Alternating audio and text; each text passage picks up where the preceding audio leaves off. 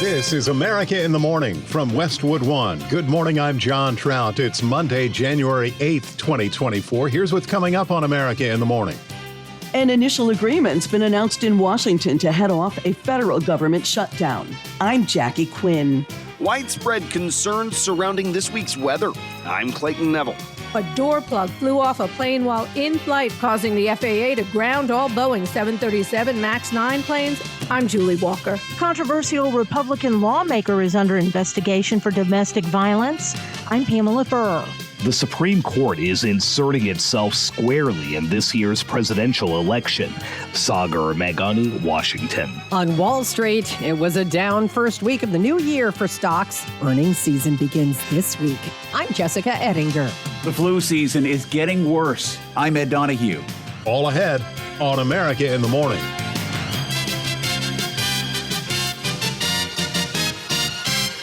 An initial agreement has been announced in Washington to head off a federal government shutdown. As correspondent Jackie Quinn reports, while leadership on both sides of the House and Senate are calling the deal a win, there are questions as to if House conservatives will jump on board.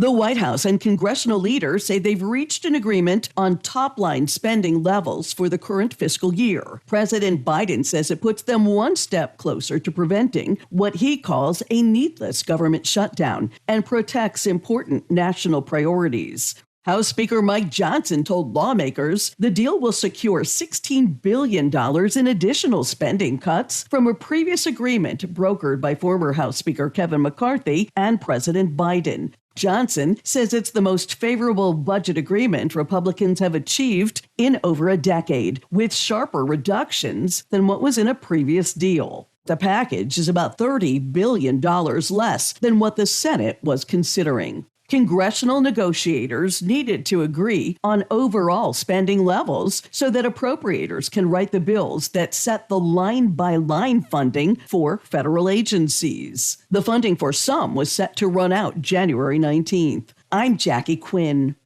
A weekend winter storm blanketed parts of the Northeast with snow, while correspondent Clayton Neville reports the threat for severe weather extends into other parts of the country to start the week.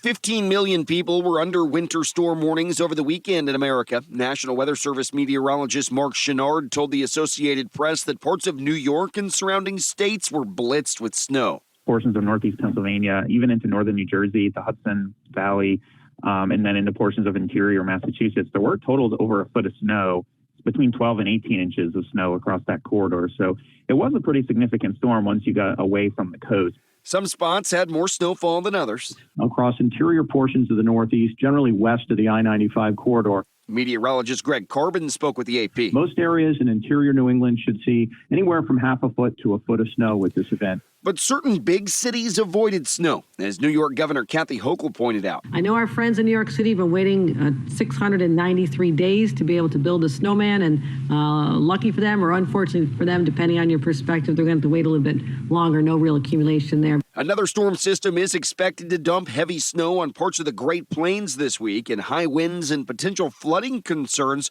come with a system anticipated to hit parts of Texas and Louisiana before it would head east and eventually north over the next few days. I'm Clayton Neville. More troubling issues for Boeing 737 MAX airplanes. The NTSB is investigating how a door plug blew off a plane while in flight Friday evening, causing the FAA to ground all 737 MAX 9 planes for inspection. As correspondent Julie Walker reports, the mid-air incident shook up passengers on that Alaska Airlines flight and could impact air travel, with planes being taken out of service.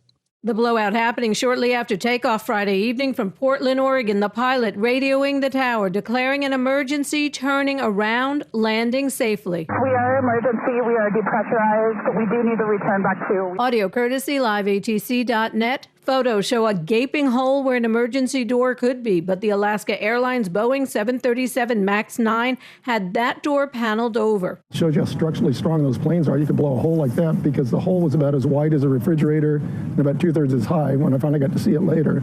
The cabin crew did an excellent job. Pilot did a great job.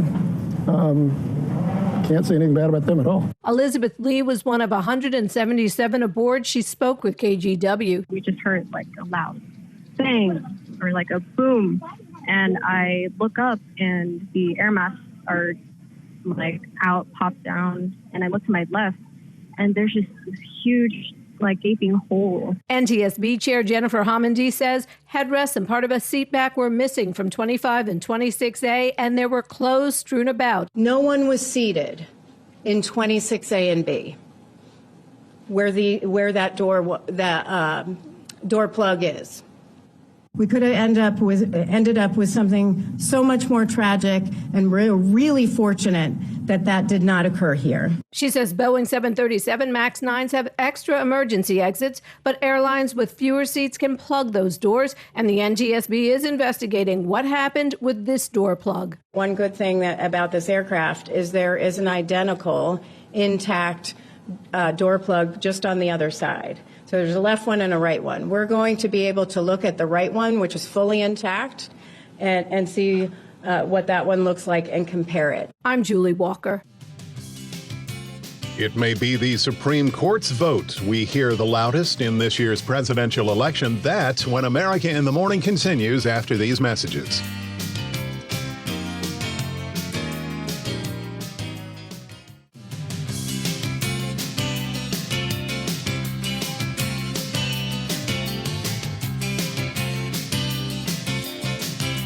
Welcome back. Thanks for listening. You're with America in the Morning. On the national weather scene, let's find out where we might be expecting any rough weather today. Here's AccuWeather.com meteorologist Carl Erickson. Well, the worst weather today will definitely be setting up across the central part of the nation, where a storm will be rapidly intensifying. This storm will bring a wide variety of threats from disruptive heavy snow to localized flooding and even the threat for severe weather.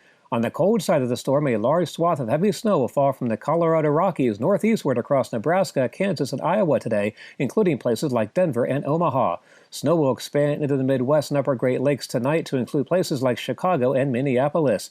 There will be an increase in the wind where the snow falls, leading to blowing and drifting snow. This will likely result in widespread travel delays. Further south, a mix of rain and snow will be found as far south as Oklahoma and Missouri, with a soaking rain bringing the risk of flooding to portions of eastern Texas into Arkansas and Louisiana. This will be a threat for severe weather today into tonight from near Houston eastward across southern portions of Louisiana, Mississippi, Alabama, and the Florida Panhandle. Storms in these locations can produce flooding downpours, damaging winds, and even isolated tornadoes. Some showers will spread out ahead of the severe storms across the rest of Florida today. Much of the mid-Atlantic and Northeast will have a break in between storms with dry weather and sunshine and patchy clouds, although some lake-effect snow showers will be found downwind of Lakes Erie and Ontario. The southwest portion of the United States will have sunny and dry weather with highs in the 50s and 60s over Southern California. Another storm will spread rain across the Pacific Northwest, making for a wet day from Seattle to Portland, with snow falling across the Cascades of Washington and Oregon. And that's the weather across America. In Boston today, sunny, high 37. Meanwhile, in Houston, heavy thunderstorms and a high of 67. That's the nation's weather. I'm AccuWeather.com meteorologist Carl Erickson. Follow us everywhere you get your podcasts, Apple, Spotify, Amazon, and YouTube. Just search America in the Morning in your favorite listening app. I'm John Trout. Colorado GOP Representative Lauren Boebert is being actively investigated by police over an alleged incident with her ex-husband this past weekend. Our Pamela Furr is following the story. The alleged altercation took place at a restaurant in Boebert's district on Saturday. Silt Police Chief Mike Kite confirms there's an investigation underway, but did not provide any further details. The Daily Beast is reporting Boebert's ex-husband called the police, saying he was a victim of domestic violence after he says the congresswoman punched him in the face twice while inside a local restaurant. In a statement, the lawmaker says this is a sad situation for all that keeps escalating. She says it's another reason why she's moving. You may recall Boebert recently announced she would be moving to a new, more conservative district in a bid to win a third term in 2024. She narrowly won re-election in 2022 by just a few hundred votes. It should be noted no one was arrested in the incident Saturday night. I'm Pamela Furr. The Supreme Court is inserting itself squarely in this year's presidential election. Washington correspondent Sagar Magani reports. The High Court says it will decide if Donald Trump can be kept off the 2024 presidential ballot because of his bid to overturn his 2020 loss. The justices have agreed to take up his appeal of a Colorado Supreme Court ruling that he's ineligible for the state's ballot based on his role surrounding the Capitol riot. If you're a certain person, you don't even get in trouble if you kill people. But if you're with us, they put you in jail. Look at what's happened with the J6 hostages. The hostages, that's a horrible thing. The Constitution's 14th Amendment bars some people who engaged in insurrection from holding public office. The U.S. Supreme Court has never ruled on the rarely used provision. The justices acknowledge they need to move fast since voters will soon start casting primary ballots. Arguments will be early next month. Sagar Meghani, Washington. Booming over Friday's jobs report and where employment opportunities lie. When America in the Morning continues after these messages.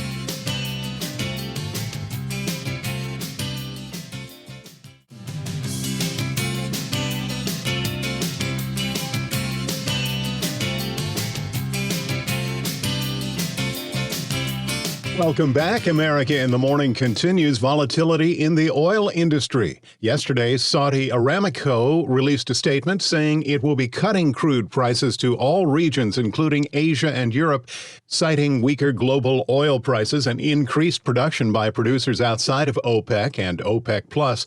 One of the countries producing more oil is the United States, which has been setting monthly records since September, and also for the first time produced more oil than any other nation on Earth last month, with no signs of cutting back. Canada and Brazil are also shattering their own output records. 29 states now have gasoline prices averaging below $3 a gallon. We turn now to more in Monday business with CNBC's Jessica Ettinger. Wall Street opens this morning after a down week for the major averages to start 2024. Markets snapped a 9-week winning streak last Friday.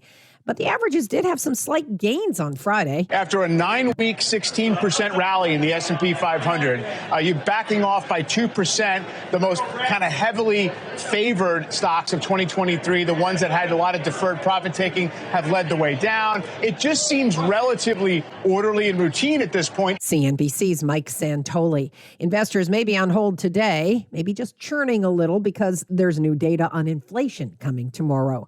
Apple shares slipped last Friday on a report the government's preparing an antitrust lawsuit against the company. The December jobs report came in strong. Bit stronger than expected at 216,000. Unemployment rate, it remained at 3.7. We've got no uptick in the unemployment rate. CNBC's Rick Santelli. That 3.7% unemployment rate's very close to the 50-year low of 3.5% from 1969. Pepsi, seeing one of the world's biggest supermarket chains dropping its Pepsi, Doritos, and other products in France, Italy, Spain, and Belgium. Carrefour is protesting Pepsi's price increases. Carrefour's pushing back because they're saying inflation has slowed down. You can't keep raising prices like this, and that's not acceptable to our customers. CNBC's Becky Quick. If you see this happening with other big retailers, which I will anticipate would be the trend, I'm sure it's already happening with the Walmarts and the Costcos of the world because they have a lot of control over these things. They always push back. It's going to signal, okay, you can't use inflation as an excuse anymore for raising your prices. PepsiCo shares were down 1.5% on Friday. The average price of an American wedding this year will hit $30,000. According to Zola, and that does not include the engagement ring. And a job would be good. What do you make of last Friday's job numbers? Well, you know we always comb through those numbers. Honestly, aside from bars and restaurants, go become a nurse or a doctor if you want some job security. Leisure and hospitality still making up ground from the pandemic. Healthcare, that doesn't matter what's going on in the economy. We need to hire nurses and doctors. That was up 38,000. One leading indicator, though, temporary help, down 33,000. It's been down several months in a row. CNBC senior economics reporter Steve Leisman. On today's watch list, we get the latest on consumer credit. No big earnings reports until this Friday when JP Morgan Chase releases results, marking the unofficial start to earnings season. Washington and Michigan playing for the College Football National Championship tonight in Houston. CNBC's Jessica Ettinger. Hospitals feel the pinch as the flu season ramps up. That and more when America in the Morning continues after these messages.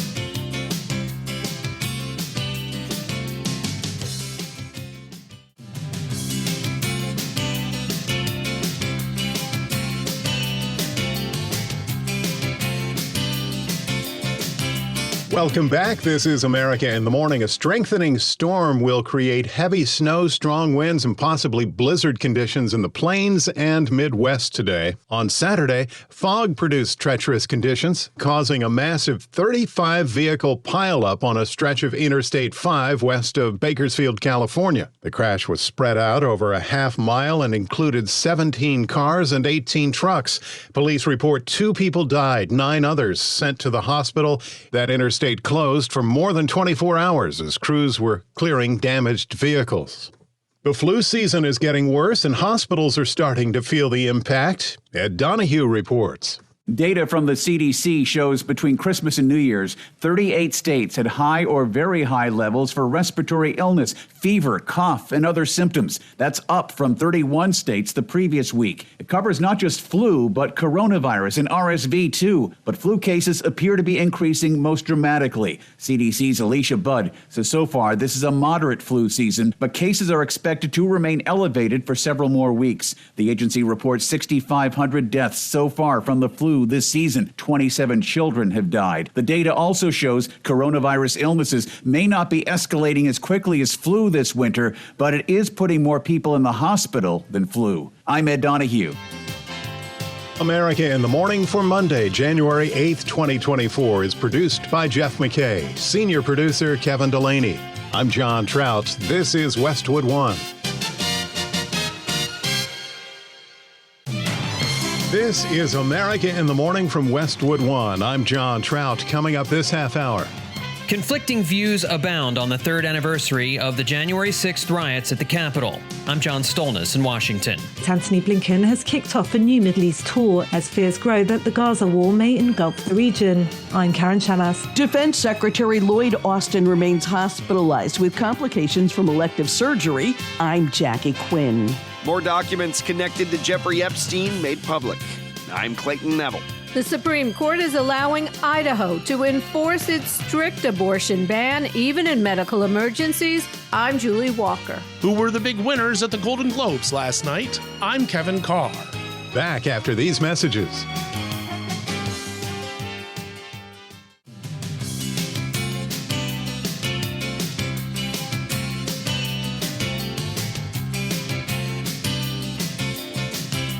America in the Morning's back, and we take a look at the national forecast now with a storm brewing in the central part of the nation. AccuWeather.com meteorologist Carl Erickson has details on the snowmaker. It will be the Central Plains states where most of the snow will be falling today as a powerful storm continues to gather strength across the area. A large swath of heavy snow will fall from the Colorado Rockies northeastward across Nebraska, Kansas, and Iowa today, including places like Denver and Omaha.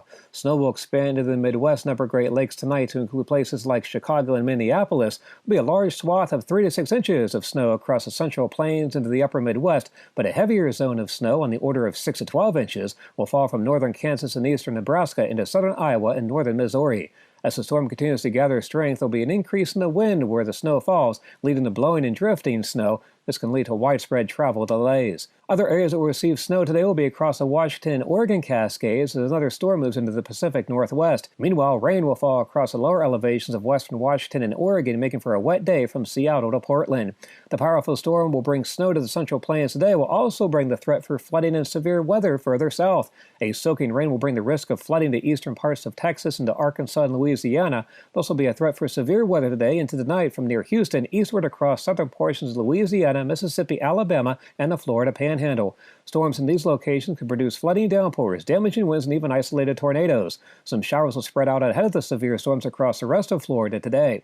Meanwhile, a mix of rain and snow will be found as far south as Oklahoma and Missouri. Much of the mid-Atlantic and Northeast will have a break in between storms with dry weather and sunshine and patchy clouds, though some lake-effect snow showers will be found downwind of Lakes Erie and Ontario over northwestern Pennsylvania and western New York. I'm AccuWeather.com meteorologist Carl Erickson. Listen to our show where you get your podcasts. Apple, Spotify, Amazon, and YouTube. Just search America in the Morning in your favorite listening app. I'm John Trout. As the nation marked the third anniversary of the January 6 attacks on the Capitol, new video emerged showing a harrowing encounter between rioters and members of Congress. John Stolnis has the story from Washington. I'm at New video released by the Justice Department shows rioters standing just outside the House chamber, peering through glass they had broken at two Republican members of Congress. Video filmed by one of the rioters. Open the door, brother.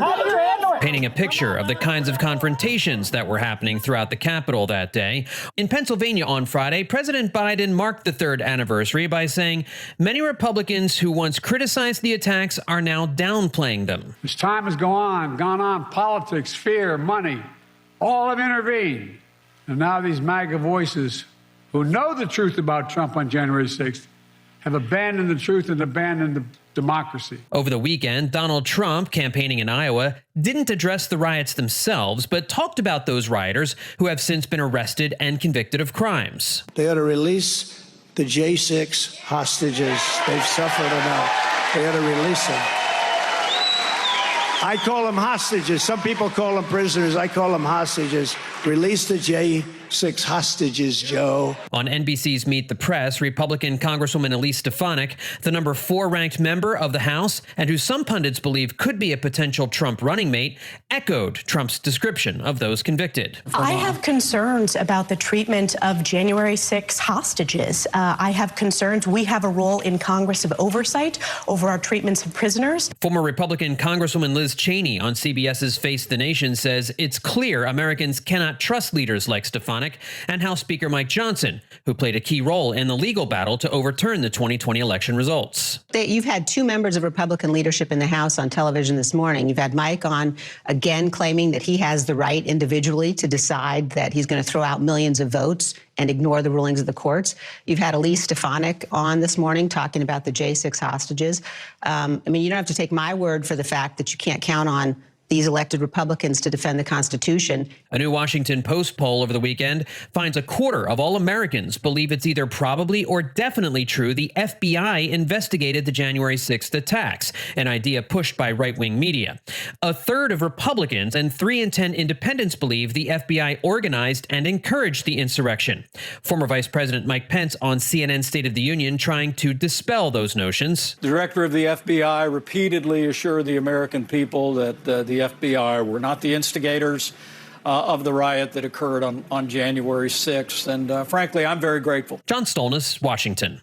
With concerns escalating in the Middle East that the Israeli-Hamas war could extend to include the terrorist group Hezbollah in Lebanon, Secretary of State Antony Blinken kicked off a new Middle East tour with meetings in Turkey and then Greece.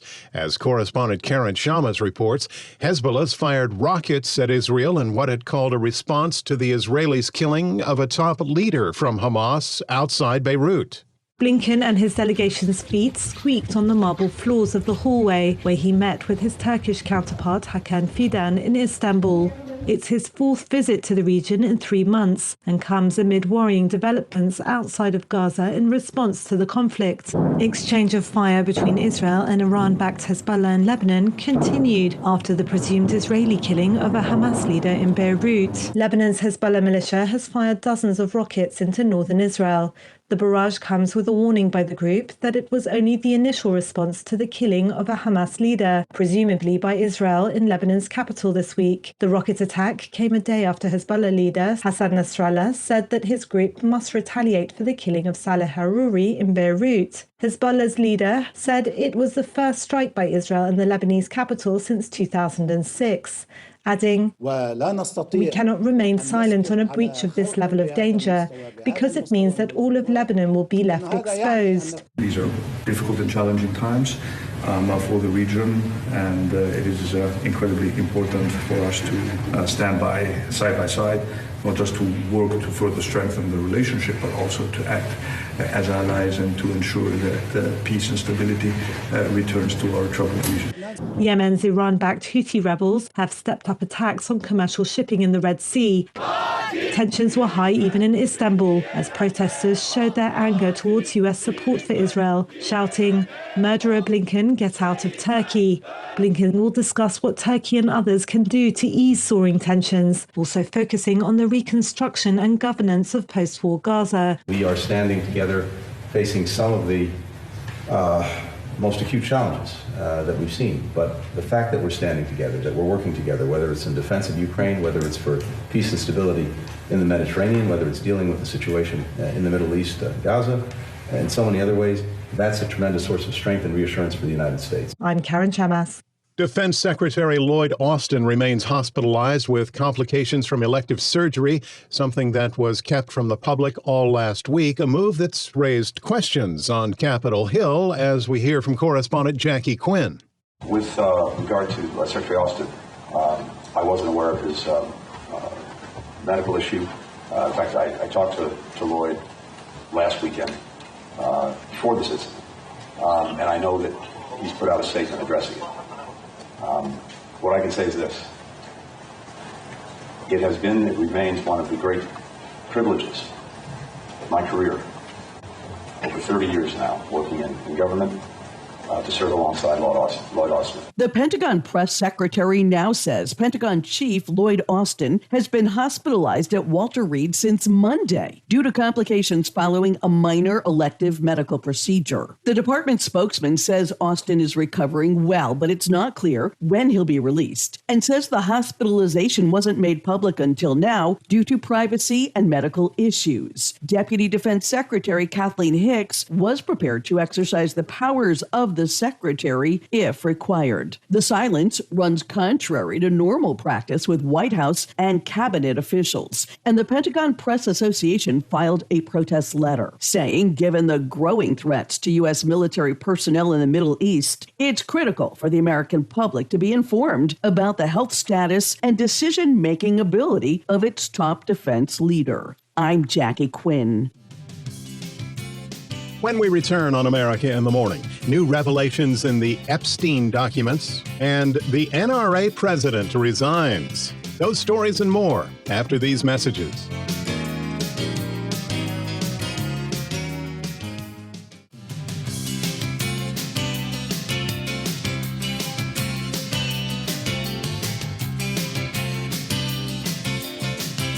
I'm John Trout. Welcome back. You're with America in the Morning. A slew of documents continues to be released in batches related to the late Jeffrey Epstein. Correspondent Clayton Neville is following details.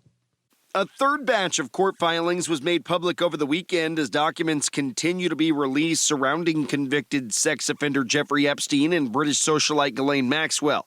Some of the names that have already been connected to Epstein were included in the latest drop, like former President Clinton and Prince Andrew. A video deposition with a former Epstein house manager in Florida was also part of the most recent dump and described seeing a number of people flow in and out of the house. Phone logs and voice messages of Epstein were also released, as well as transcripts and communication between lawyers.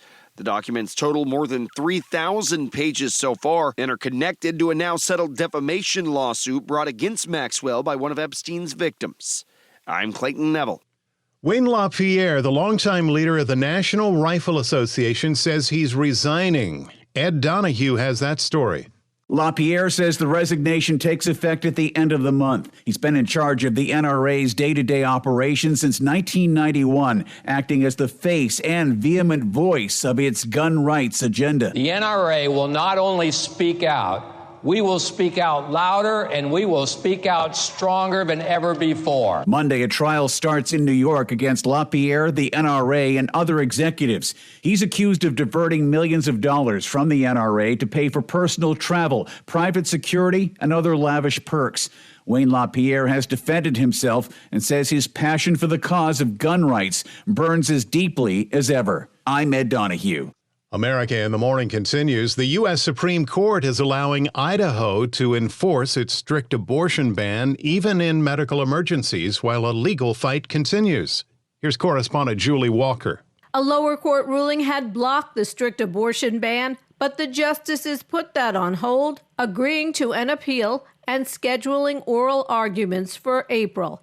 The Idaho case gives the Supreme Court its second major abortion dispute since overturning Roe v. Wade in 2022 and allowing states to severely restrict or ban abortion. The Biden administration had sued Idaho, arguing hospitals that receive Medicare funds are required by a federal law to provide emergency care, including abortion. A district judge in Idaho sided with the Biden administration. I'm Julie Walker.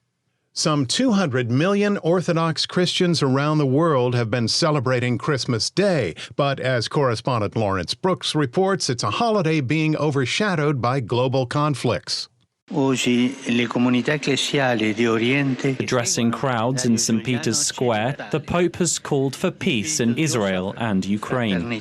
Patriarch Kirill is the leader of the Russian Orthodox Church, the world's largest Orthodox denomination. He led services at Moscow's Christ the Savior Cathedral. In Georgia, hundreds have paraded through the streets of its capital in a traditional charity procession on Orthodox Christmas Day. A midnight mass was held in Bethlehem, but usual festivities were cancelled after the heads of major churches in Jerusalem asked their congregations to forego any unnecessary festive activities given the fighting in Gaza. I'm Lawrence Brooks. In a story that sounds like science fiction, our Chuck Palm in today's Tech Report says scientists are excited about a new discovery in magnetic levitation that could potentially lead to anti-gravity devices that defy the laws of physics. Scientists from the Technical University of Denmark have confirmed the underlying unusual physics of a newly discovered phenomenon of magnetic levitation. A Turkish scientist in 2021 uncovered a novel form of magnetic levitation when rapidly rotating magnets cause another magnet to levitate. Magnetic levitation has been used in transportation for years, but this newly discovered phenomenon allows these magnets to levitate in mid-air. Danish professor Rasmus Bjork said magnets should not hover when they're close together. Usually they'll either attract or repel. If you spin one of the magnets at high enough speeds, it turns out you can achieve hovering. Initial case use studies for weightless transportation of heavy objects could change the trucking industry, as well as how we achieve orbit in space. But it is likely these are still several years away. For more tech news, visit allthetoptech.tech. I'm Chuck Palm. With a check of Monday sports on America in the Morning, here's Robert Workman.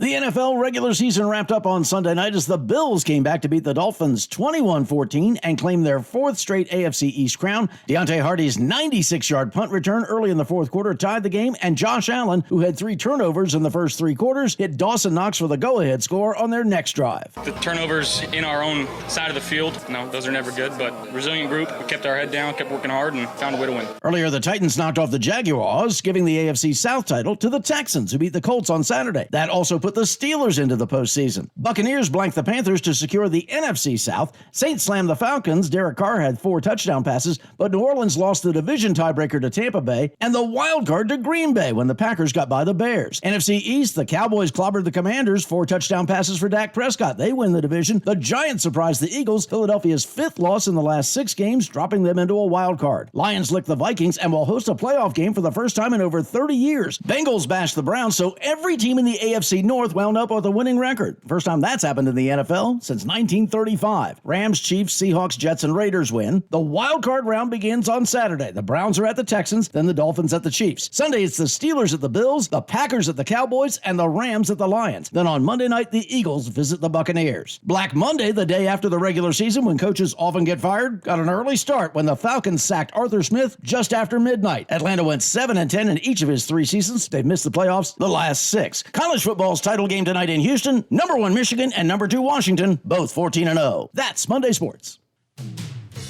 Thank you, Robert. Hollywood gets competitive in the Golden Globe Awards when America in the Morning returns after these messages.